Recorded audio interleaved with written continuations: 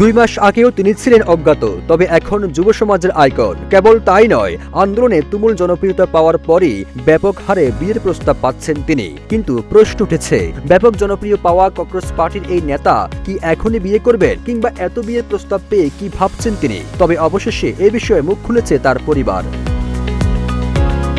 প্রশ্নপত্র ফাঁস বিরোধী আন্দোলনের অন্যতম মুখ হয়ে ওঠার পর থেকেই বিয়ের প্রস্তাব উল্লেখযোগ্য হারে বেড়ে গেছে বলে জানিয়েছে তার পরিবার। ভারতীয় সংবাদ মাধ্যম ইন্ডিয়ান এক্সপ্রেসকে দেওয়া এক সাক্ষাৎকারে অভিজিতের মা অনিতা দীপকে বলেন, আন্দোলন শুরু হওয়ার আগেও ছেলের জন্য বিয়ের প্রস্তাব আসত, তবে সিজেপির নেতৃত্বে জাতীয় পরিচয় পাওয়ার পর সেই সংখ্যা উল্লেখযোগ্য হারে বেড়েছে। তিনি বলেন, আন্দোলনের আগে থেকে বিয়ের প্রস্তাব আসছিল, তবে এখন আগের তুলনায় অনেক বেশি মানুষ বিয়ের প্রস্তাব নিয়ে আসছেন।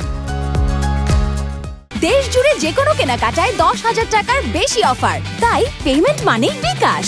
ওই সাক্ষাৎকারে অভিজিতের মা আরো জানান, যুক্তরাষ্ট্রের বোস্টনে পড়াশোনার সময়ও পরিবার থেকে তার বিয়ে নিয়ে আলোচনা হয়েছিল, তবে সে সময় তিনি এই বিষয়ে কোনো স্পষ্ট মত দেননি।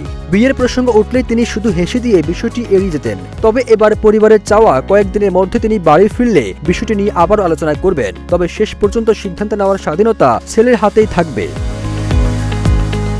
অভিজিৎ যুক্তরাষ্ট্রের বোস্টনে উচ্চশিক্ষা শেষে দেশে ফিরে তিনি তরুণদের সংগঠিত করে প্রশ্নপত্র ফাঁস ও শিক্ষা ব্যবস্থার বিভিন্ন অনিয়মের বিরুদ্ধে আন্দোলনের নেতৃত্ব দিয়ে পুরো ভারতে আলোচনায় আসেন। সবুজ আলম, ইত্তেফাক।